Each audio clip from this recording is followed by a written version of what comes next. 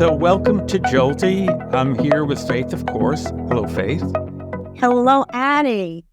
So we are really excited and thrilled, which is beyond excited, to have Juan Enriquez joining us today. He's a fascinating, let's call him a public intellectual, investor, thinker, writer, questioner, looking at the big existential issues of today, including the intersection of ethics and technology, which is in the news every day, given what we're seeing with AI, right? I know. AI is like, I agree that it's going to have a tremendous impact on humanity. I also think it's in preschool right now. So whatever you're seeing now, if it's worrying you, it's going to get much bigger. I don't know what he thinks. I don't even know what you think.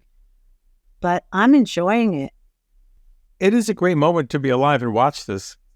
Watch this toddler, grow up. But so many issues, what does it mean to say the government is going to regulate it? What are the unintended consequences as we look into the future? We don't even know half the things that could happen. We don't even probably know the right questions to ask. Yeah, maybe like it amuses them. You know why they don't use poodles to seeing eye dogs? I have all kinds of information like this. Trivia is because they have too good a senses of humor and they like to walk people into holes and things. Come on, really? I swear to God. Yeah, because they're the smartest dog. So next to the Australian Shepherd, I think, which is the smartest dog. Yeah. So suppose chat just says, oh, let's start a fun war, or let's start making babies out of leaves, or let's overpopulate the world, or it's going to get to be that good. Let's do something far more dangerous than just having fun with walking people into potholes. Exactly. Especially blind people, and it's very rude. But the thing is that no matter how much we think we can regulate it, it's not just we. Where it has a life of its own, Faith. It has a life of its own. That's the point. You're so right. But even if we agree that we can regulate it, I'm saying, right. Like, name me one thing that the world agreed on with us, every country. Nothing. So, nothing. Might as well lay back and enjoy it. Yes, it's going to make agreeing on nuclear arms look trivial. Exactly. It might be able to help us solve the environmental problems. You mean come up with a better way to sequester carbon, ChatGPT? Or say, here's how to live without water, or here's a substitute for water for humans. As it gets smarter and smarter, it might come up with something really interesting. Living without water is not the issue. Living without scotch is really the challenge. Well, for me, sometimes, rum, but whatever. Yes. Why are you saying scotch when you drink gin martinis? Only because you can't say gin and water. So I sacrifice I sacrifice for the humor. I'm like a poodle. Yes. What he said in a TED Talk, these are the days of miracle and wonder. Yeah. And we've got to find out what the miracles and wonders are? Yes. And in general, I'm interested to find out, when you look at the overall calibration, is he it seems simple-minded, but is he an optimist or a pessimist? Like, people have asked these questions for generations, but it seems like the moment we're in now with climate change and AI, these huge shifts, like the question, basic as it is, tells you a lot about where somebody sits. So I hear he's in the waiting room. What do you think? I think we don't like to keep people waiting, particularly people who have so much to say. So let's bring on Juan. Okay. Maybe for our audience, Juan, you could give a little bit of background about yourself. We talked about you in the abstract because we were discussing AI and ethics and technology and a lot of the things that you write and lecture on. But it'd be good if folks heard exactly how you want them to think about you and your work at this moment in time. So I used to be a full-time academic. I was interested in why countries appear and disappear. and wrote a book on why there was going to be a giant financial crisis driven by over leverage in real estate.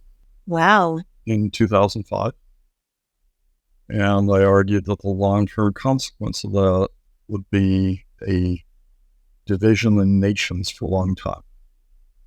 So the title of that book was The Untied States in America, Polarization, Fracturing in Our Future. And it wasn't supposed to be a how-to manual. It was supposed to be a warning. So did you foresee that, do you think the Ukraine will still be there as the Ukraine? I think not only will Ukraine be there, I think the number of flags, borders, and anthems has tripled in the last 80 years. I think that countries will continue to splinter and split off. And so right now in Europe, you've got questions about Belgium, Right. about Spain with the Catalans and the Basques. In France, you've got the Corsicans and the Bretons. In Italy, you've got the Northern Italians. You've got the Southern Finns. You've got a whole series of countries where people are asking, as this world gets bigger and bigger and the forces get more overwhelming. And you've got the Balkans once again being added. Exactly. That's exactly right. Is America going to split up? Well, the question that I like to ask when I'm privileged to speak at places like West Point is how many stars will be in the U.S. flag in 50 years? Right. Interesting. And before I ask for answers on that, I'll say, before you tell me, tell me how many U.S. presidents have been buried under the same flag they were born under. How many? So here's a U.S. president born in a little log cabin. Right. Yeah. A few decades later, there's a very sad procession down Pennsylvania Avenue with a flag-draped coffin. How many presidents have been buried under the same flag they were born under? Exactly zero. Zero. Right. Yeah. Eisenhower. Right. Right. You There think has never about when. been a United States buried under the same flag. Wow. Do you mean flag like the state flag? No, the number of rules- stars on the flag. Oh, the number Right. of stars. Okay, I get it. It's fascinating. A fascinating way to think about it. When you ask the question, how many stars will be in the U.S. flag in 50 years? It doesn't seem like such a crazy or stupid question when you look at it that way. There are secession movements, and I don't know, last time I looked was like 14 to 15 states, right? So there are secession movements. The Americas is a very strange place because what's happened over the last 70 or 80 years is you've tripled the number of flags, borders, and anthems in Europe, in Asia, in Africa. But the Americas has been this really steady place. So the last truly new border was Panama in about 1903. There have been little shifts of borders with little border wars or skirmishes here and there. But there haven't been new states that appear or disappear. And when you think about, East Germany, when you think about, the Alsace-Lorraine, when you think about Metternich, who was one of the great scholars of power, had a daughter who had 5 passports and 5 citizenships at a time when you didn't have dual citizenship. Yeah. Right? The greatest pole vaulter in the world was a guy called Sergei Bubka. And he broke world records and won Olympic medals and stood on the podium listening to 5 different national anthems, saluting 5 different flags without ever having moved. Wow. Right? So we in the Americas think that you can divide people, that you can call each other names, that you can tell people you should never associate with the likes of those folks. But we can spend $2 billion doing that a year in elections, and that will not have consequences. But at least in other countries, the cost of dividing so that you get 51% of the votes, as you're seeing in places like Israel, really does have consequences. Right. So there are those who say that polarization and vicious campaigning has been part of the Republic from the beginning, and they show Jefferson fighting with whoever it was, Adams. And then the others would say we're at a level of polarization, peak polarization, which transcends anything we've ever seen. So it sounds like you're in the latter camp. There have certainly been periods where the political debate has been as brutal or more brutal. The most secession-prone area of the United States has actually been New England. We keep talking about the South, but it's actually been New England that's tried 5 times to write the right to secession into the Constitution. We don't understand how often the borders came very close to changing. So, for instance, after World War II, because of the air bridge and the ocean bridge between Eastern Canada and the United States to Europe, some of the maritime states came very close to joining the United States. So the question is, do we become independent? Do we become a part of France? Do we become a part of Canada? Or do we join the U.S.? And they were very close to joining the U.S. because there was so much intermarriage between those pilots and those sailors. And it was so isolated from the rest of Canada, right? It was an area of Canada that was basically isolated by the French-speaking colonies. Right. So, at our peril, look, I am not advocating in any way, shape, or form the United States is better off by dividing.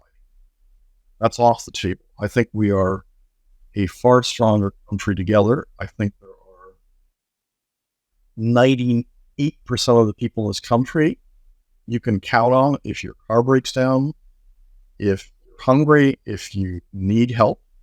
They're not going to ask you what religion you are. They're not going to ask you who you voted for. They're going to open the door in the winter and let you know. And somehow we're allowing this political system to just divide us in brutal ways. Yes. And, that's one of the reasons why I started writing about right and wrong. Because we're in a period of time when everybody is up on their high horse and thinks they know right from wrong, and they are moral, and anybody who doesn't agree with them is immoral. And what I want people to consider is that morality and the goalposts for morality really change over time. So if you look at human sacrifice, every person listening to this knows human sacrifice is wrong. But we practiced it for thousands of years because otherwise the sun wouldn't come up, or the rains wouldn't come, or the tribes next door wouldn't be intimidated. And gradually technology taught us, the rain will come, the sun will shine. You don't need to sacrifice 1,000 virgins. That's just not only immoral, but stupid. We used to burn people in town squares because they didn't agree with us religiously. We would make a spectacle of it. And it would be the right thing to do, and the state and the religion would endorse that. And the most moral and quote-unquote ethical people in society would say that's okay. We used to behead people in the fanciest town squares in Paris. And we'd show the head to the people. And people would bring their kids to see that, right? And today we look at them and say, who are these barbarians? Yeah. So one of the things people don't realize is right and wrong, and our notion of right and wrong changes over time. Technology accelerates the change in what we think is right and wrong. Technology is accelerating, and therefore what we think is right and wrong may shift 180 degrees in a very short period of time. So you just fed me the question, of course. So in your opinion, what is chat and all its children? How's that going to affect us? What does that mean for us? Well, the interesting thing about technology is when you have alternatives, you often act more ethically. So people think of technology as the Terminator, and people think of technology as Oppenheimer, and people think of technology as all this awful thing that happens. And look, absolutely correct. Technology has enabled world wars. Technology has enabled atomic bombs. Technology's, allowed the rise of a whole series of people that shouldn't be there. But then you have to ask yourself the question, if you could live in a world without Twitter, without Facebook, without Instagram, without email, would that be a better world? And that's a very different question. Right. And so if you want to take the most extreme example of human evil, other than human sacrifice and murder, it's slavery. There is nothing that's right about slavery. You cannot argue slavery is right, period. End of Even story. though they're trying to say that they taught them to be blacksmiths, which was Right. so Right. helpful. I mean, what? There's a few deluded psychopaths who still think slavery was okay. But I agree. for 99.9% of human beings who are decent human beings and not trying to get elected to office arguing in favor of slavery, And, for those people, those are the people I'm talking to. okay. Then the question becomes, there isn't one among us who doesn't understand how evil slavery was. Right. So then why was slavery tolerated by every civilization for hundreds of thousands of years? How the hell did the Greeks and the Romans and the Indians and the Chinese and the Brits and the Africans and the Incas and the Mayas, it's not just the U.S. South, right? This was not Right. a little cubbyhole of it happened here. It happened everywhere for hundreds of thousands of years. So, Juan, is it follow the money? Well, you're very close. Slavery started to go away when you started getting the Industrial Revolution. So when you had a barrel of oil, which is 5 to 10 years of human labor, plus 1,000 horsepower, the areas that first became abolitionists were the places that industrialized. It wasn't that there weren't abolitionists among the Greeks. It wasn't that there weren't abolitionists in the 1500s, 1600s, 1700s. There were very brave people who spoke out absolutely righteously at those periods. But when did this become a broad movement that was accepted by the majority of people? It was when you had the Industrial Revolution, and the places that banned slavery first were the places that industrialized first. The places that still haven't banned slavery today are the places that are the most backward, deindustrialized places in the world. And to put that in numerical terms, we used to have to go and raid to power the Viking ship to have people to man those 300 oars with the person beating the drum at the entrance. Put that in context. When you fly somewhere, a jet engine has about 356,000 people equivalent rowing you across the coast. Oh, Or interesting. rowing you across the ocean, right? And so what the weird thing about technology is technology gives us options to be more generous, to do things which the next generation will regard as, how could you possibly have done that? And so play that forward. The first synthetic hamburger cost about $30,000 in a petri dish. 2 years later, about $30. Today, about $7.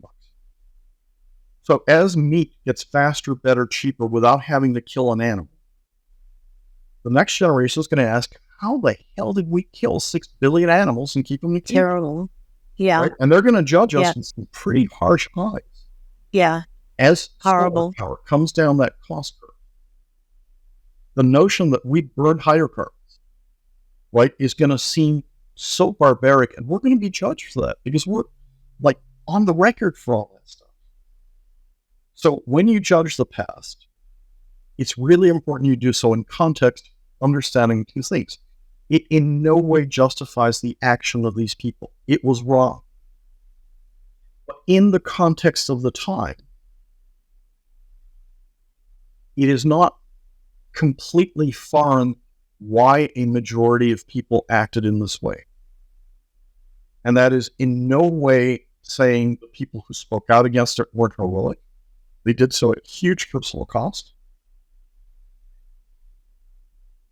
But people did not have an alternative. And if I can push that further, a 14-year-old from a fancy school in New York, brought up in Charleston, South Carolina, circa 1840, may not have been as righteous about gay rights, may not have been as righteous about slavery, may not have been as righteous about a whole series of things which are absolutely correct. But at the time, we didn't realize it with the same degree of intensity. We didn't have a series of alternatives we have today. So when you go and you judge people in the past, judge them in the context of their time, condemn them to be a little less certain, because you may be doing a lot of shit today, pardon my French, that may look pretty awful tomorrow because the goalposts keep changing on what's right and wrong. Yeah, exactly. Addie, you had a question. I'm sorry. Yeah, I think Go that ahead. probably will, not just that maybe will make us look bad in Yeah. retrospect. I was going to ask you, when you think back to the Enlightenment period and what that meant in terms of science and in terms of putting man at the center, it sort of seems like a moment when our understanding of technology and the scientific method, Francis Bacon and all that, forced people to have a broader view of society in general. So I think that's a good example of what you're saying, which is technology providing a moral catalyst for deeper thinking and consideration. I completely agree with you, and it's really important to note that it wasn't just the arts that were changing, it was also the science.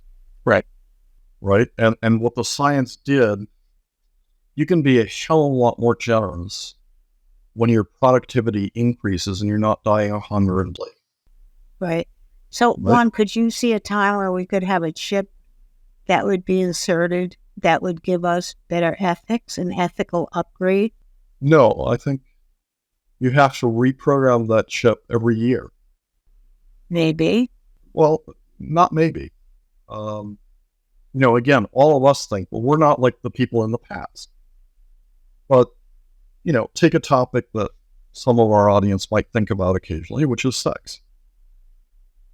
So let's take a time machine, bring back grandma and grandpa, and sit them down at the table. Let's have a bottle of wine with grandpa and grandma and talk about sex. Uncomfortable conversations. But because it's a time machine, grandpa and grandma are sitting in front of you as hot 25-year-olds, not sitting in front of you as, 60-year-olds. And they knew a lot about sex because they were likely married. And let's just tell them what you think is normal and natural. So, grandpa, grandma, we can have all the sex we want and never have a child. And it's not that birth control didn't exist. It's just that birth control was rare and it didn't work. Right? So now there's absolutely no consequence to the act. And we think that's normal and natural. For all of human history before the pill, that wasn't true. It was occasionally true, but not usually true. Right. Then you talk to them about IVF, and you tell them, oh, by the way, grandpa, grandma, I'm going through cancer treatments. I'm going to do IVF. And what the hell is that? Well, you take a little dish, and you mix sperm and egg in it, and you conceive a child. Oh, hang on for 1 second. Two bodies never touch each other. You don't have to be in the same room. You don't have to be in the same country. And you can conceive a child? Well, you know what? We used to call that the Immaculate Conception. And we consider that a miracle, right? I mean, that was the level of order of magnitude of disconnect between those two conversations. Then you're going to say, oh, by the way, we can now have surrogate mothers with frozen embryos. And that means you can have identical twins born 30 years apart, right? And at that point, grandpa and grandma get up and say, this is witchcraft. You should be burned. You are the most immoral person I've ever met in my life. How dare you say these things? You're making this shit up. And if you're not making it up, then you are a terrible, evil, horrible human being.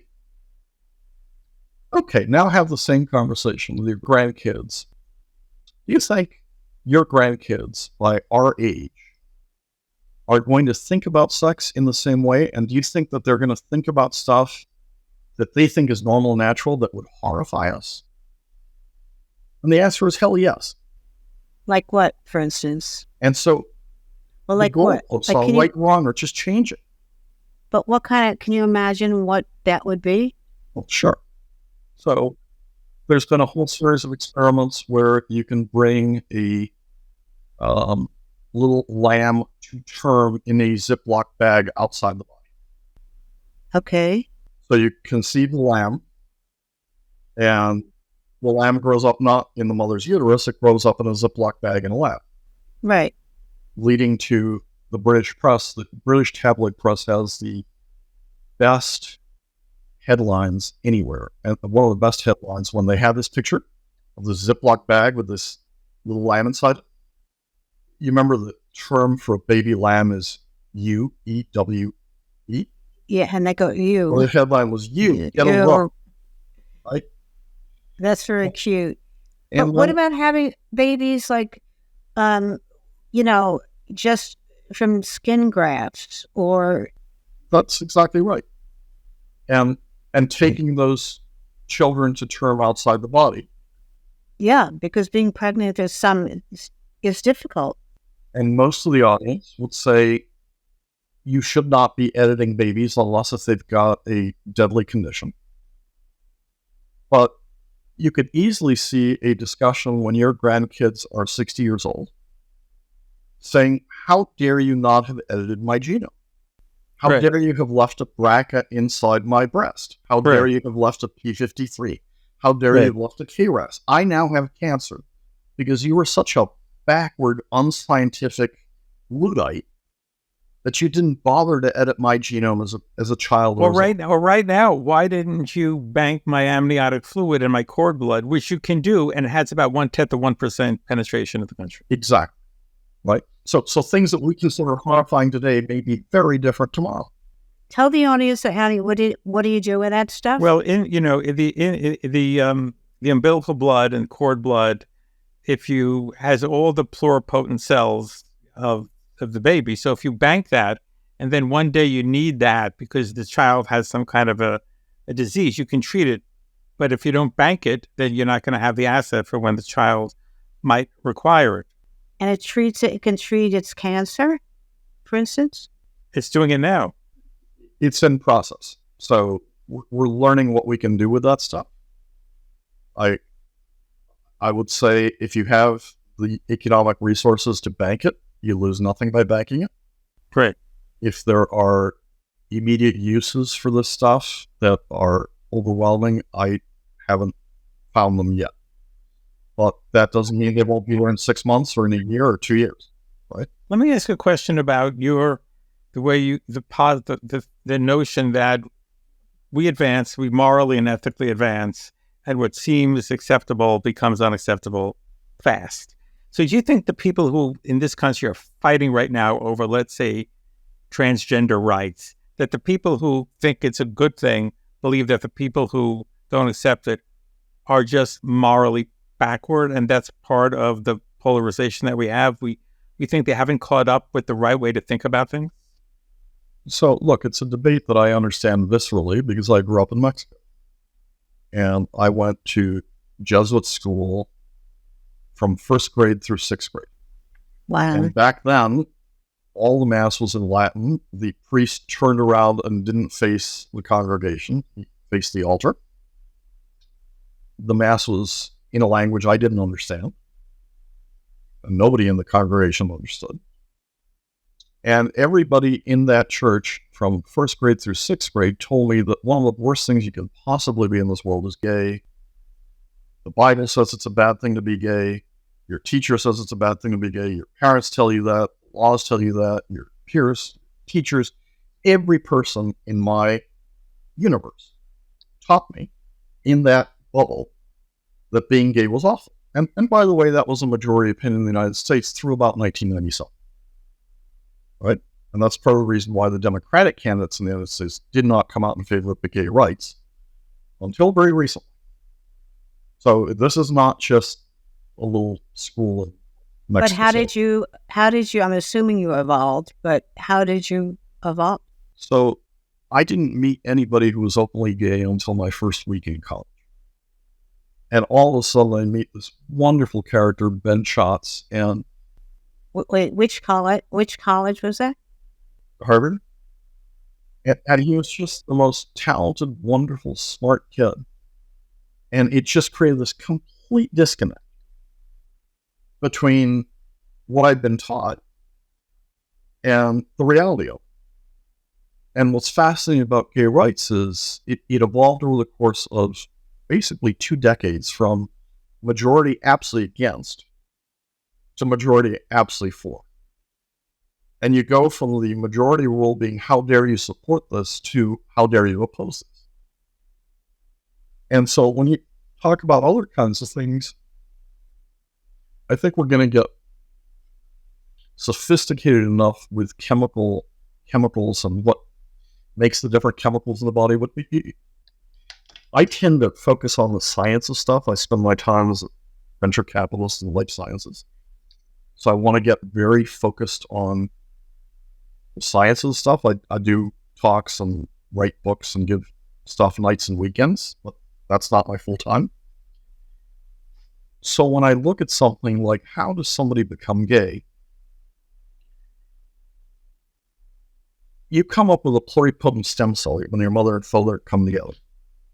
And then that divides into 2, and that becomes 8, and that becomes 16, so for the first 16 divisions, so power of 16, those cells can become a part of your body. And you kind of got to think about it like skiers at the top of a mountain. So these ski lifts are taking up all these skiers, and the top of the mountain's getting crowded and crowded and crowded. And then eventually you've got to pick a place to go down. So this group goes down on the back side, this group goes down on the left side, this group comes down on the right side, this group comes down on the front. And then what happens at ski slopes is there's a division here, and you go to the blue diamond, you go to the black diamond, you go to the green diamond, and then it divides again. And you're every time you're going skiing down a mountain, you're picking different paths. Once you pick that path, it's very hard to get to the top of the mountain. Well, that's exactly what's happening with stem cells. So these stem cells start to differentiate into stomach. These start to become eyes. These start to become bone. They start to become skin. And once they pick that path, they specialize, and the skin starts to regenerate every time you cut it or every time you burn it. And the bones start to regenerate every time you break them. But the bones do not become stomach. Unless if you get cancer. Right? When you get cancer, when you cut a tumor, what you're looking at is a whole bunch of undifferentiated cells that don't stop growing. So the flip side to immortality is cancer. Right? It's very, very weird stuff. Now, why is this important? Because a guy called Yamanaka came up with 4 chemicals that allow you to reverse cells to become stem cells. So it's like a ski lift that takes your skin cells, takes your stomach cells, etc., all the way up to the top of the mountain, and then they become other body parts. It gives you a second chance. And you can rebuild your stomach. You can rebuild your eyes. You've done it twice. You can rebuild your kidneys. You've done it twice. Right? So what does this have to do with being gay or not being gay? How your body builds its anatomy happens before a cascade of very complex stuff in your brain that releases hormones. So your body's built, and it may have this organ or that organ. And then your brain may build hormones that are similar to your body, or they may be different. And that's how people suddenly end up with, holy bananas, I know that I am a woman, but I've got a man's body. What's wrong with this? Or vice versa. Or it may be that in your life, sometimes something happens to those hormones and they change. Because maybe you've got a cancer and those hormones aren't produced anymore. Or maybe you've got X, Y, or Z. So discriminating against somebody who's gay is about as sensible as discriminating against somebody who's left-handed. And by the way, we did that for a long time, right? The word sinister Right. comes from the Italian word sinistra. And it wasn't that long ago that nuns would walk around with these big wooden rulers whapping people. So we're changing their hand to the right hand, right? Yeah. And now we think, what idiots. How dare they attack somebody for being left-handed? And I think something similar is going to happen with the various continuum of sexual desires and orientations, because on the one hand, they happen naturally. On the other hand, we're developing a whole series of chemicals that, because we choose to, or because it's a side effect of what we do, may be fundamentally changing our bodies. And one of the places that's most interesting to me is when you look at sperm counts. or males. They are in a cliff dive, Right. right? And there's some really important questions that have to do with, what does that do? Where is that coming from? How is Why? that? Well, so what's your opinion? What's your opinion? I think that we have put so many chemicals into our environment that we are seriously altering our body chemistry. And we're doing so through microplastics, we're doing it through estrogens, we're doing it through steroids, we're doing it through drugs, we're doing it through processed foods, we're doing it through a whole series of. So, Juan, is that nature's way of, not growing the population too big for the planet? I don't think it's nature's way. I think it's humans screwing around with really complex systems and not taking responsibility. So essentially, I agree from what I've read, which is a jot compared to what you know, but it's the endocrine disruptor theory, and the PFAS chemicals and everything else is wreaking havoc with the male body. Wait, you have to explain then if you're going to say those words. There's a theory. Well, I don't want to, overstate, but our endocrine systems are being disrupted by all the industrial chemicals and the microplastics and everything else. And as a result, our sperm counts are dropping precipitously. And that's certainly possible. And the scary thing is we're not spending a lot of time discussing it. Because when we do research on what chemicals turns this sex into that sex, in a strange way, we're asking the same question. When we ask the question after you have a brain tumor removed and you need to take medicines every day for your hormonal balance, how do you want your body to feel? Do you want to feel like a male? Do you want to feel like a female? How much desire do you want to feel? How do you want to think about how much love or how much this or how much that? Right? And what's fascinating about this stuff is we're able to do it for specific medical conditions, but we're not doing the research on why is this happening. I think a lot of males are terrified of admitting that this is happening. And a lot of scientists don't do sex research because it is an area that is fraught with, you will be tarred and feathered by your students, by your university, by congressional committees. These are really important questions that we have to address. Well, how do you answer this then? Just curious. So let's say I go along with you, that it's hormonal and it's about how you're being made and you're gay, listen. But not a lot of people, I don't know exactly how many, but are, they are gay sometimes, meaning with the same sex. They are opposite sex, heterosexual sometimes. That's not hormonal, is it? That's choices. I don't think it's a choice for many people. So think about sex in terms of that great scholarly work, 50 Shades of Grey. Right? So now you're talking our audience's language. So instead of talking about, MF, you're this or you're that, there's probably some continuum along that line where some people are born gay, they know they're gay from birth, they will never be attracted to anybody but somebody who's gay. Right. There's some people who are gay who are also married throughout most of their lives and have kids. Repressed. There are also some people who are bi. There are also some people who in a British boarding school or in a all-women's whatever, they experiment with being gay, but then not. So when you think about this stuff, you got to think about 50 Shades of Grey instead of what are you? Are you this or are you that? Right? And there are people who in this environment will never do it. In this environment will sometimes do it. In this environment will always do it. And there's some people who after that environment will always stay that way and sometimes will change. But is that are you saying like bi is hormonal?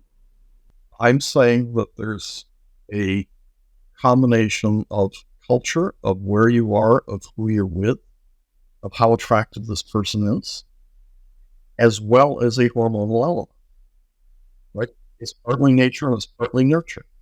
Our great grandchildren or grandchildren that you're talking about, I mean, are they just going to pick by the day what they want to be? I mean, in terms of male, female, between something else, nothing. I'm seeing a lot of people are nothing, by the way. For some people who are ancient like me, you've got to go come back to on. the Baskin Robbins 31 flavors in it. Right? There's And some what is people who will that? always be vanilla. There's some people who will always be strawberry. And there's everything in between, right? Yeah. And some people will have the same flavor every day for their entire life. And some people will love this flavor when they're teenagers, and this flavor when they're 20s, and this flavor when they're 30s. And some of Yeah. it is certainly hormonally driven. And sometimes some of it is culture driven. But you know how you said we're changing, our ethics are changing, everything's changing, etc. Could, and then we could get off this if you want, but could one thing that changes is that you can be anything you want to be. You can be in love with your poodle. I usually draw the line at poodles, but maybe I'm a fruit. No. I mean, poodles are wonderful, but I mean, I agree, it's maybe taking advantage of a poodle, but maybe you upgrade his thinking to human practically there anyway. But I'm just saying the idea that you're born or you prefer one thing over another, people might look at sex completely differently, not even call it sex. Yeah, let me take the example of a very, very bright woman I know who used to teach at MIT, who did have a brain tumor, who ended up missing all her hormones. And the doctors prescribed stuff, and being a scientist, she said, so what happens if I change this mixture and this mixture? What happens if I take this mixture twice a week and this once a week? And, for one of the weeks, she ended up being the equivalent of a 17-year-old teenage male. And so all she could think about was sex and violence. And she thought, that's interesting. Then she changed that and dialed it into a place where she and her husband were happy. Right? This is the right level of desire. This is the right level of X. This is the right level of Y. It wouldn't shock me as we learn more about this stuff. Part of the curriculum for your great-grandkids is that they become the opposite sex for a week. Where they can pick and choose. You're still insisting in a way, not to argue with you, but that there's male and female, but there may be other blends. That's exactly right. And that comes back to, it seems unnatural to me, but, I'm older and I'm probably backward on this.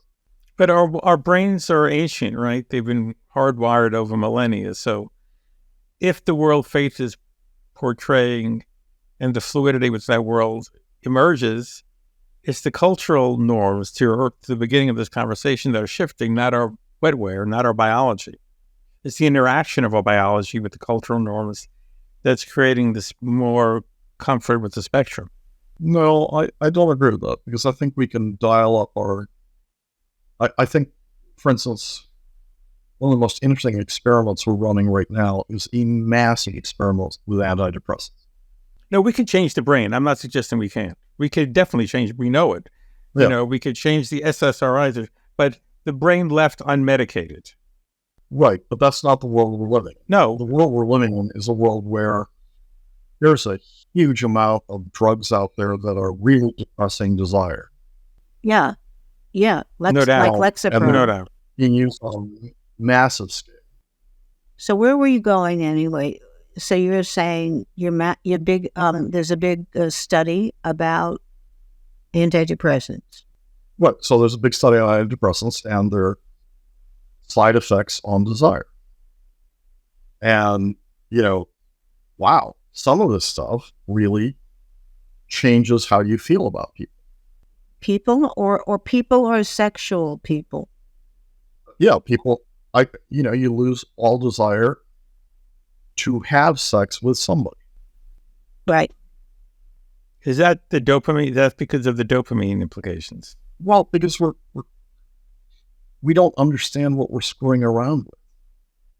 Right? We know so little about this stuff that the drug gets approved for X, but we're not studying the sexual side effects of a lot of this. And we're not a society that's particularly open about discussing this stuff, so it kind of gets tucked in the closet. Yeah, it's never talked about, other than like with L-Dopa. What's your opinion of this? Suppressing desire, is that so horrible? Or is it better to kill yourself? I think informed consent is an that's incredibly important issue. And I think there are different combinations that you can mitigate in different ways that, you got to tell people. Right now, you are so seriously depressed in this field that it makes a hell of a lot of sense to do it, even though your side effects might be X, Y, or Z. And if the side effects are X, Y, or Z, then there are 2 or 3 other things you can try that, if you choose to, may bring back X, Y, or Z. What can you try? Well, I think we're beginning to enter a period of where we understand the brain not just as a chemical system, but as an electrical system. So you can watch which electric impulses are pushed in a brain that is seriously depressed and which are pushed in a brain that is not seriously depressed. And, full disclosure, I'm an investor in one of these companies, so take this with a grain of salt. But some of the early results we're seeing on modifying how electricity flows in the brain and interrupting some of those things may be things that could be very important for things like PTSD. So bringing back electroconvulsive therapy with a much more sophisticated model than was used in the 50s. Well, so let's talk about what happens when you take pills. You're basically taking your brain and dumping it in a chemical soup and hoping the chemicals bind to the right places.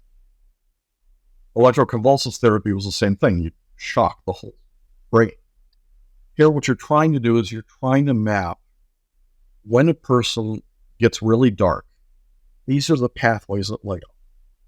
And you can use a non-invasive method to alter those pathways in such a way that you short circuit going into that dark hole. So you're saying those are the brain scans that give the jolts and maybe connect pathways? Is that what you mean? Yeah, you wouldn't even feel a jolt. Yeah. Tell us that you wouldn't feel anything. You're talking about using TMS, trans stimulation, and other neurostimulations to pinpoint exactly what pathways are causing the depression. So look, we don't even have a good map of the brain, period. So what you can do in this stuff is you map the pathways.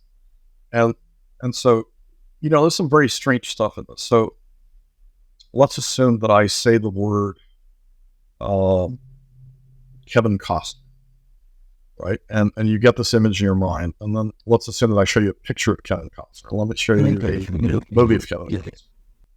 And if I can map which part of your brain lights up with the picture, with the voice, with reading it, with the movie, you're going to see different parts light up. They're going to be slightly different. What lights up when you recognize the picture, when you hear the voice, when you see the film, etc. But it ties around a very tight knot of neurons. And if you can zap those neurons, then you have no idea who Kevin Costner is. That would be a better world for everybody if nobody knew who Kevin Costner was. Oh, don't be mean. Is that is that dementia in a sense, or? That's exactly what happens with some of these diseases, because what they do is they turn your brain into like Swiss cheese, or they turn your brain into like sponges. And so there are these holes in this thing. So you can remember what happened, what you were wearing in 3rd grade. but you Right. don't remember that somebody walked into the room 10 minutes ago, right? Right. And it depends on which of those connections is getting severed. And as those connections get severed, you lose some of the anchor points for those connections. They have no context, right? So in a strange way, as we understand Alzheimer's, as we understand Parkinson's better, we're also going to understand how our memory is stored, how our memory is transmitted. How can you interrupt certain recurring awful memories from happening if that's what the patient wants, right? And that's a really important question, right? Because some of us may say, I never want to remember having had a relationship with X again, but then we wouldn't remember how awful that was, and we may do the same thing again. Yeah. Right? Now, that's very interesting ethical question, of course. What about this obsession with ADHD? Oh my God.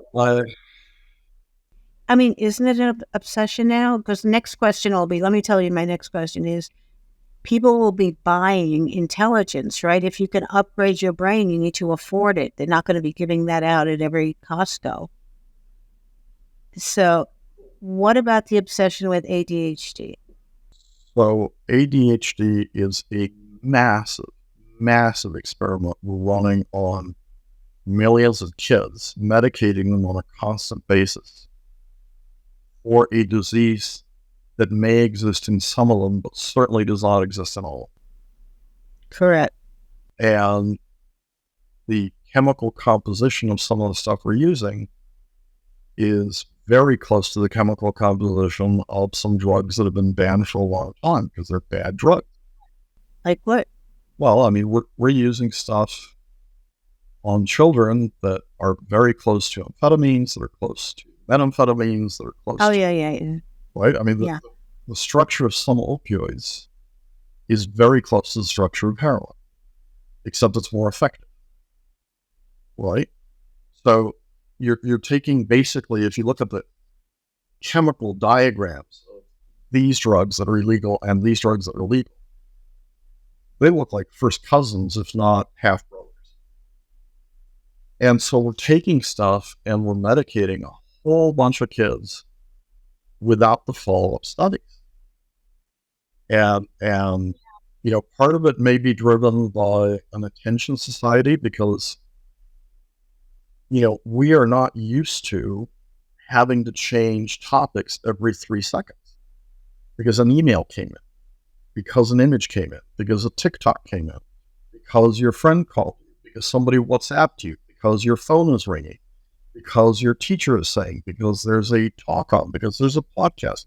So the sheer amount of data coming at you, distraction, has increased by orders of magnitude. And so part of the story may be that our brains just aren't wired to... Can't focus. Yeah, we are overloaded. That's true. And you get an evolutionary response, which is this hypertension change and disorder and stuff. So there may be something physical going on in very quick evolutionary terms. But there is also a hell of a lot of marketing to people to diagnose conditions that you can treat because it is profitable. What about everybody, not everybody, but like more and more people that I hear about are taking like special ketamine, little doses, taking a little mushroom here and there, what about that? You know, I am all in favor of controlled studies. I don't want the studies to end with an approval. I want with an approval, right? So this is an approved drug. This is an illegal street drug. I see. Right? So we're now beginning to find that things like LSD and ketamine or mushrooms have been around for a long time and were illegal for a long time, actually may be very useful for certain conditions. So, like depression. So again, you get into this 50 Shades of Grey thing, which is, should everybody be taking mushrooms every day? Hell no. Should everybody be taking a big dose of LSD every day? Hell no. No, mini doses. Microdosing. Should people be microdosing this stuff? Well, you know what? We've got electronic medical records, which give us records on tens of millions of people. let's just watch what happens over this thing. Let's not say this is good or this is bad. Let's see. It seems safe enough that it can be used by more and more people. As more and more people use it, let's try and figure out who it benefits and who it doesn't benefit. Because the nasty secret about drugs is a huge number of people get no benefit from very expensive drugs. Right? When you think about people taking cancer drugs, they are incredibly expensive, and 10 or 20% of people react in a very favorable way.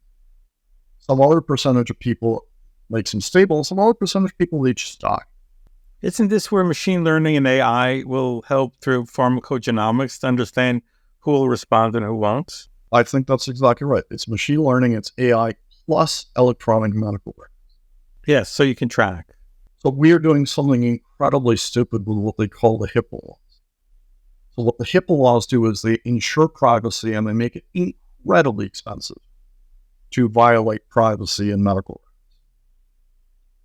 I'm not arguing your medical records shouldn't be private. I'm arguing if you choose for your medical records not to be private, you should be able to do that easily.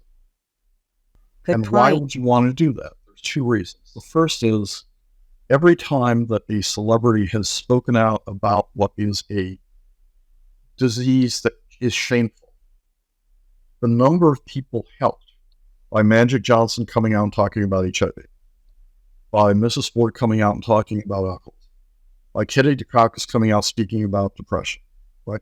It's not just me. And when you hide everything away, then you end up in a silo and you think there's nobody in the world who's suffering like I am. And it becomes very hard to communicate. The second reason why this stuff is important is because when you share experiences and you get patient groups together that openly say, I've got this condition, this worked for me, this didn't work for me, this did that, then you disintermediate the pharma companies that have a huge vested interest after approval in not discussing that stuff. And the third reason is, let's assume that any one of us is unlucky enough to get cancer, and we go into a clinical trial. The clinical trial doesn't work. So the doctor comes back and says, we couldn't cure your cancer. Well, here's the deal. You have now become anonymous. But let's assume that a year later at the same cancer institute, some doctor comes up with something and says, oh, hang on for a second. Susie over here has this gene, this works, but you're anonymized. That person has no way of getting back to Susie. And calling Susie and saying, look, you were in a clinical trial a year ago. This one should work. Right? Wow. Anytime you hide information, you hurt yourself and you hurt society. You should have the choice to do it. You should have the right to privacy, but you should also think about your healthcare records as something that's not shameful, something to be shared, and something that benefits you. And just weigh those two things against each other. So you talked about Immaculate Conception. It's a miracle. And we were watching your TED Talk. We had talked about the age of miracles and wonders. So does that leave you on an optimistic note that despite everything that we've just talked about, that will be a better society in 5 or 10 or 15 years? So I'm a wildly optimistic curmudgeon. Well, I recognize why there's just a whole lot of horrible trends, horrible people, horrible politics, and this, that, and the other. But bottom line, if you were of a different race, if you were a different religion, if you were a different sex, if you were a different orientation, would you rather have been born in 1950? Would you rather have been born 1900? Would you rather have been born 1500? Would you rather have been born the year 1000? We are the luckiest people on the face of the earth ever. It's true. It is. That's true. Every one of the Millennium Goals for the UN was met. Every single one of the Millennium Goals for the UN was met. That doesn't mean that everything's hunky-dory. That doesn't mean we don't have a huge issue with global warming, with nukes, with AI, with everything you want to talk about. But there has been no better time to be alive than today, and there's been no generation that's been given the instruments to fix things as much as we have. And who on earth would we don't take that responsibility, blame it on our ancestors, hole up in a dark place, and not say, you know what, I'm empowered, I can fix it. So my advice to everybody is just Nike and Nissan. Just do it. Enjoy the ride. Nike, that's good. Well, Juan, you've been so fascinating. And I mean, I could be here with you like for all weekend. I have one question, which is kind of people, maybe it's like silly, but well, I think consciousness is going to be uploaded. I mean, I think it'll be the end of death. Do you agree with that, by the way? That wasn't my question. Elon says he's upgraded his brain. Do you believe him? I don't believe him. So I spent the last 20 years working on genomics and learning how different parts of the body execute different functions of the body. And over the last few years, I shifted from that to being an associate at the Synthetic Neurobiology Lab at MIT with Ed Boyden. And the reason I did that is because I think we can reproduce all of our body parts in the next decade. Until you can download your brain and reproduce your brain, you're not going to live beyond 120 years. All these people who are pushing longevity and saying you're going to live for 200 years or forever, they're full of shit until you can reproduce the brain and download the brain. And that is right your question of consciousness. Right? The key to longevity is through the brain. And soul. Do you believe in soul?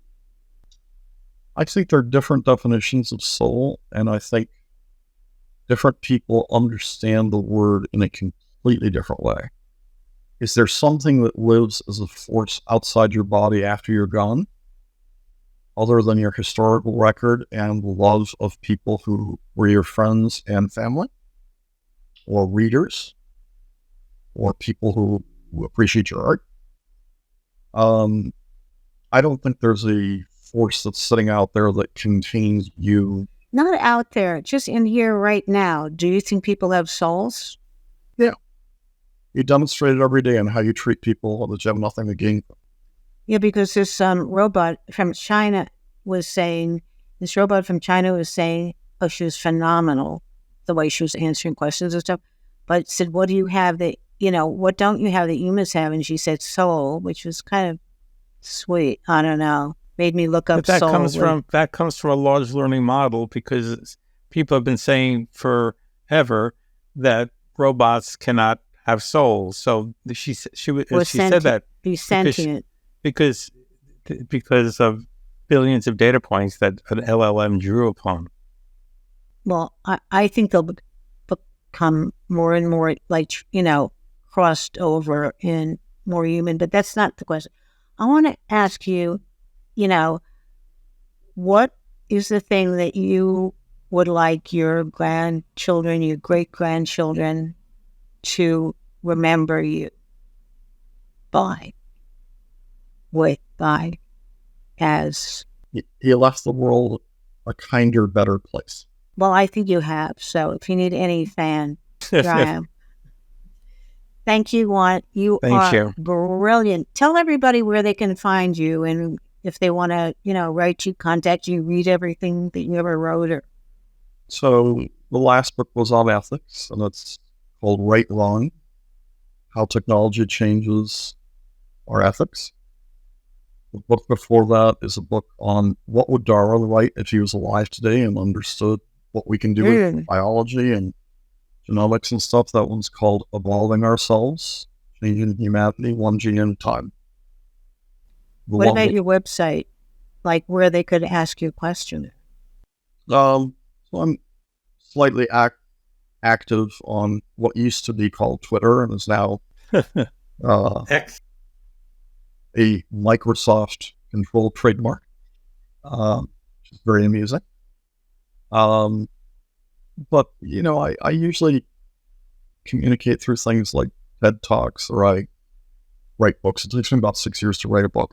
And then I put it out, and then hopefully it sells more every year after it's published. That's to me, sure I don't want something that sells a lot the first year. I want something that sells a lot the 10th year. So. Yeah, and becomes part of the culture. What?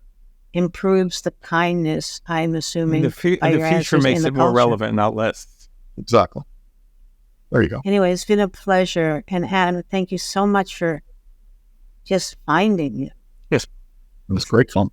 We appreciate it. Walk used to say.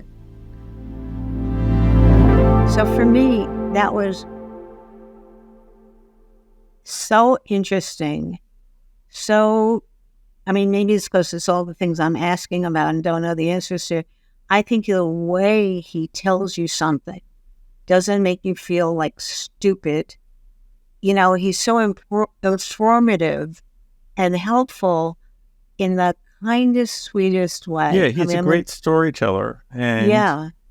you know, if you're going to say, give me an example of somebody who has gravitas, he would be the guy with gravitas, right? But so sweet and so kind. I mean, and patient. A beautiful guy. And he's doing great work. And he's trying to put the pharma he's trying to put the pharma industry out of business. Yes, we noted. Yeah, you did note that, but he said that. Well, we could have him on again and talk about that. We shall, I think. Yeah, but he was a great guest and so provocative, but in a, as you said, in a very calm, authoritative way, and high degrees of empathy.